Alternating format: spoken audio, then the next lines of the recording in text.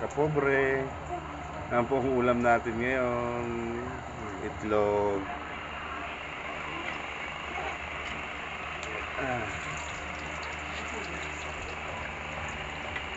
Luto na rin po ako ng hotdog kanina.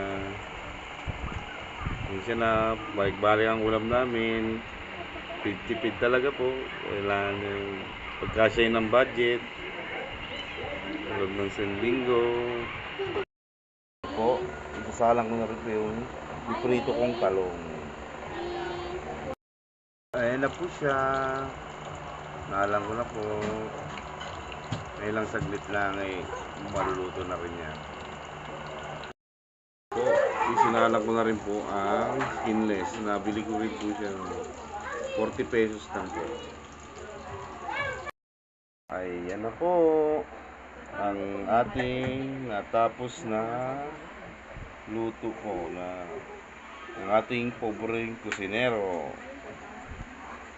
Nagkatimpla na lang rin po ako ng toyo na may sili na may kalamansi. Ayan po ang toyo at kalamansi may sili.